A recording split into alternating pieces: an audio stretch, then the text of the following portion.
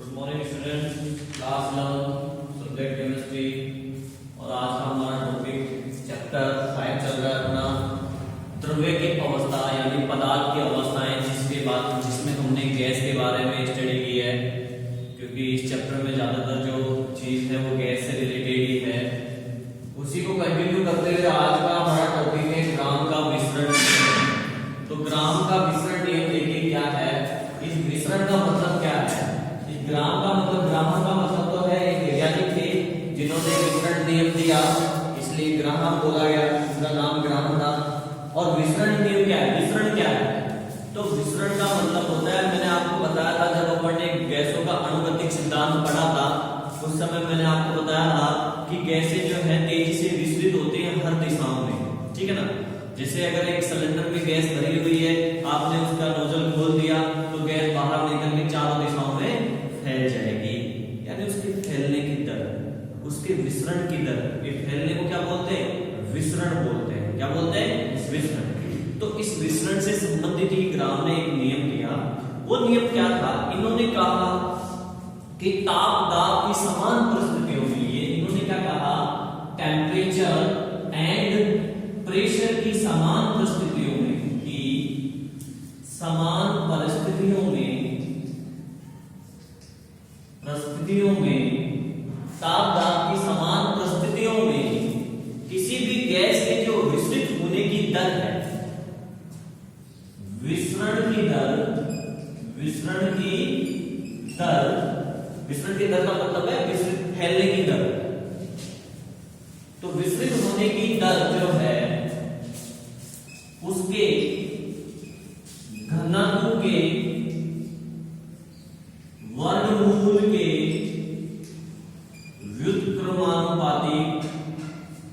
क्रमानुपाती होती है। क्या होती है? घनत्व के वर्गमूल के व्युत्क्रमानुपाती होती है। आई बात समझ? कैसे? देखो ऐसे, जो विसरण की दर है इसको हमने R से प्रदर्शित किया, ठीक है। तो ये घनत्व के वर्गमूल, ये घनत्व हो गया D, इसका वर्गमूल ये हो गया, इस क्या होती है? व्युत्क्रमानुपाती, इट मींस व्युत्क्रमानुपाती, ठीक है। यानी R व्युत्क्रमानुपाती 1/√T। आई बात समझे? सपोज किया दो गैसें हैं, पहली गैस का जो दर है R1 है, दूसरी गैस का दर जो है R2 है, ठीक है ना। तो पहली गैस के लिए क्या हो जाएगा? R1 व्युत्क्रमानुपाती 1/√D1, समीकरण नंबर 1, ठीक है नहीं। दूसरी गैस के लिए क्या हो जाएगा? R2 व्युत्क्रमानुपाती 1/√D2, समीकरण नंबर 2। आई नहीं बात समझे? अब समीकरण नंबर 1 और 2 से हम इसको ऐसे लिख सकते हैं, R1/R2 लिख सकते हैं कि नहीं लिख सकते? देखो समीकरण नंबर 1 और 2 से अपन इसको ऐसे लिख सकते हैं, R1/R2 समानुपाती का चिन्ह हट जाएगा, व्युत्क्रमानुपाती का चिन्ह हट जाएगा, तो ये आ जाएगा √D2/D1, ठीक है। एक साथ लगा लिया मैंने रूट सब पे, भाई D2 पे भी रूट है, D1 पे भी रूट है, तो एक साथ में वहां पे अपन ने √D2/D1 हो गया। समीकरण नंबर 3 दे दो इसको, क्या नाम दे दिया इसको? समीकरण नंबर 3। अब देखिए किसी भी गैस का जो घनत्व होता है, वैसे तो घनत्व के कई फॉर्मूले अपने पढ़े हैं पहले भी, द्रव्यमान बटा आयतन, ये भी फॉर्मूला ये घनत्व का। लेकिन एक और मैं चीज बता दूं आपको कि जो घनत्व है वो मोलर द्रव्यमान का आधा होता है। मोलर द्रव्यमान का क्या होता है? आधा। इट मींस m/2, ठीक है नहीं, यानी D = m/2। ये क्या होता है? घनत्व होता है। तो यहां पे D1 के लिए क्या हो जाएगा? D1 घनत्व क्या हो जाएगा? m1/2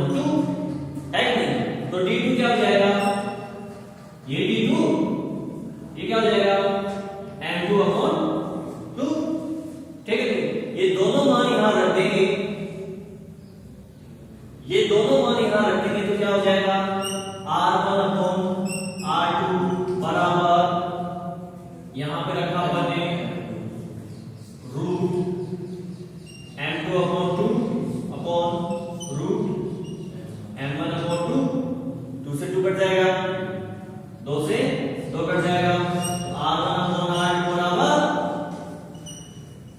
M2 अपॉन M1, ठीक है ना, यानी मॉडल करवाने का रूट। आगे बात समझे, तो ये समीकरण आ गया दो गैसों के मिश्रण में कंपैरिजन करने के लिए। इस समीकरण से हम दो गैसों का आपस में मिश्रण की दर का क्या कर सकते हैं, कंपैरिजन कर सकते हैं कि कौन सी ज्यादा मिश्रण कैसे क्या होगा, ठीक है। अब जो मिश्रण की दर है उसका एक और फॉर्मूला है, गैस का आयतन और मिश्रण में लगा समय। मिश्रण की दर को हम कैसे निकाल सकते हैं, ये तो कंपैरिजन के लिए है, दो गैसों के दो दरों के बीच में कंपैरिजन है यहां पे तो, ठीक है ना। यहां मिश्रण की दर बराबर गैस का आयतन बटे मिश्रण में लगा समय, यही होगा।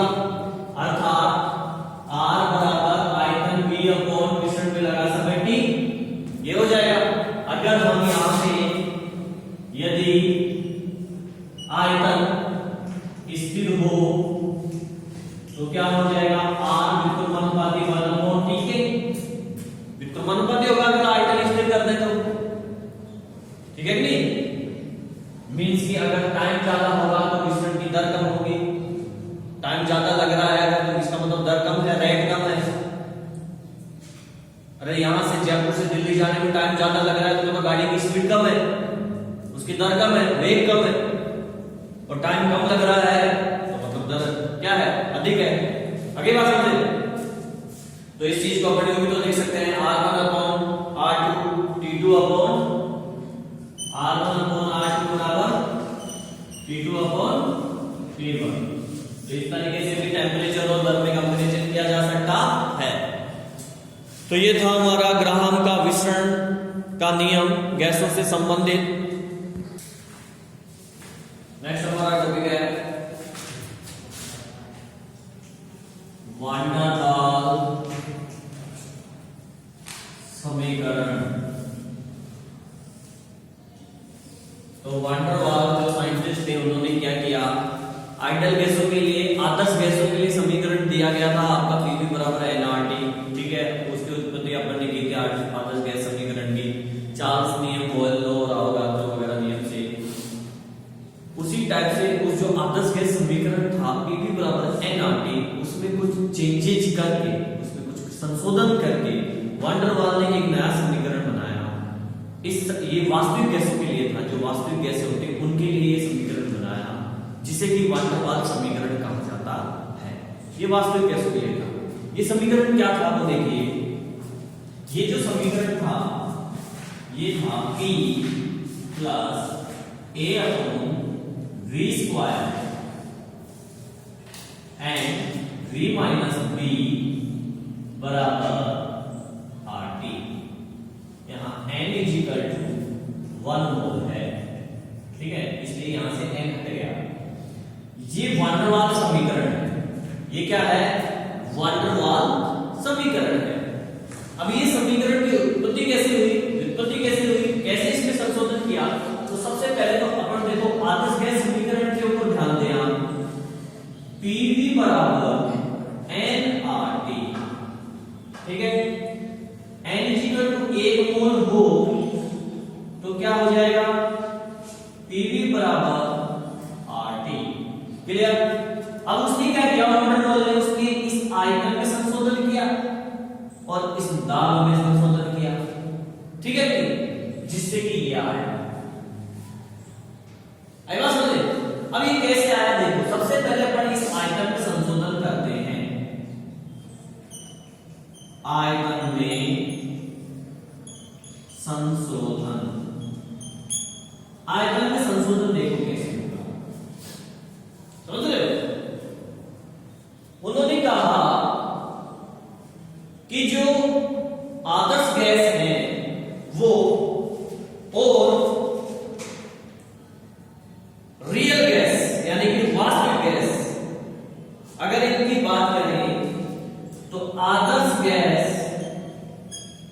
का आयतन जो है वो किसके बराबर होता है?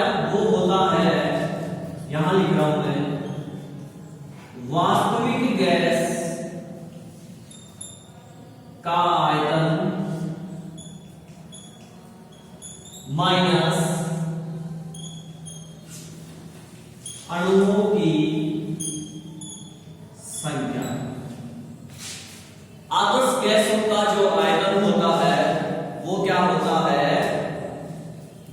वास्तविक गैसों का आयतन माइनस अणुओं की संख्या।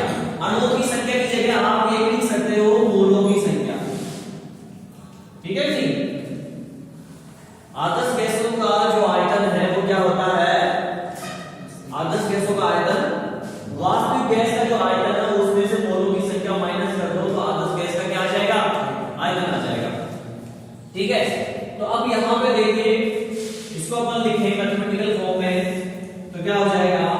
आदर्श गैस का आयतन यानी कि वी आई लगा देते हैं। वी मतलब आयतन, आई मतलब आइडल, तो आइडल गैस का आयतन बराबर रियल गैस का आयतन यानी कि वी आर, ठीक है, माइनस मोलों की संख्या। ठीक है ना, गैस के मोलों की संख्या। तो गैस के मोलों की संख्या को यहां पे उसने बी से प्रदर्शित किया, माइनस बी। ठीक है, आई बात समझे? ये जो बी है, ये बी क्या है? ये आपका बी जो है वास्तविक गैस के 1 मोल का अपवर्जित आयतन है। ये बी क्या है? वास्तविक गैस का 1 मोल का अपवर्जित आयतन कहलाता है। ये बी जो है वास्तविक गैस के 1 मोल का अपवर्जित आयतन कहलाता है। अब देखिए, आइडल गैस का आयतन V माइनस बी, क्लियर? अब इसको यहां पे रखो। अब हम करेंगे दाब में संशोधन। तो दाब में संशोधन देखिए, दाब में संशोधन। तो दाब में संशोधन देखो, दाब में क्या है? दाब जो आइडल के लिए रहा, आदर्श गैस समीकरण का जो दाब है, इस दाब में हम क्या करेंगे? संशोधन करेंगे। तो यहां जो दाब में संशोधन होता है वो देखिए क्या होता है। इन्होंने कहा कि आदर्श गैस का जो दाब है वो वास्तविक गैस के दाब से ज्यादा होता है। आदर्श गैस का दाब यानी कि PI, समझ रहे हो? वास्तविक गैस के दाब से ज्यादा होता है, मतलब कि PR। यही हुआ। अब आप बताइए, ये ज्यादा है ये कम है, इन दोनों को बराबर करने के लिए क्या कर सकते हैं अपन? इसमें कुछ दाब ऐड कर सकते हैं, है कि नहीं? यही तो करते हैं।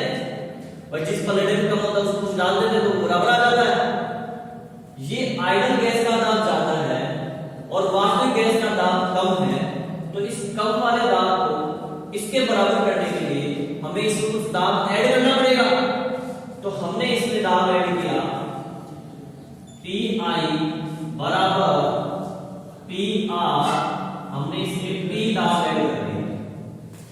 ठीक है, ये दाब हमने ऐड किया इसमें ताकि इसके बराबर हो जाए।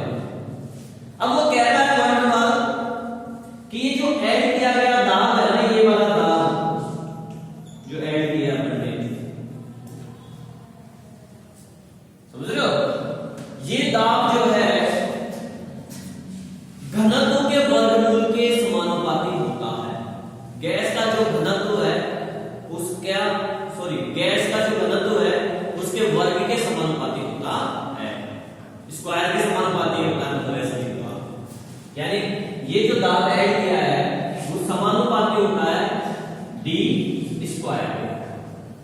आई बात समझे? यहां से समानुपाती का चिन्ह हटाएंगे तो P बराबर AD स्क्वायर आ जाएगा। A स्थिरांक है, ये क्या है, स्थिरांक है। आगे बात समझे। अब आप देखते जाए जो घनत्व है वो क्या होता है, मोल बटा आयतन। क्या होता है, मोल बटा आयतन। मैंने पहले कहा था घनत्व के हमने 2-3 फॉर्मूले यूज किए हैं। एक फॉर्मूला ये है मोलों की संख्या बटा आयतन। तो देखिए गैस का घनत्व यानी कि D = क्या होता है, N/V। तो ये क्या है, ये मान, ये D का मान यहां रखेंगे D की जगह, और D पे स्क्वायर है तो उसपे भी N स्क्वायर V स्क्वायर आ जाएगा। तो ये क्या आ जाएगा, P बराबर A N का स्क्वायर अपॉन V का स्क्वायर। D का मान रखने पर इसमें समझ गए बात। यदि हमने शुरुआत से ही ये लिया है, देखो n बराबर 1 मोल, n बराबर 1 मोल। यदि n = 1 मोल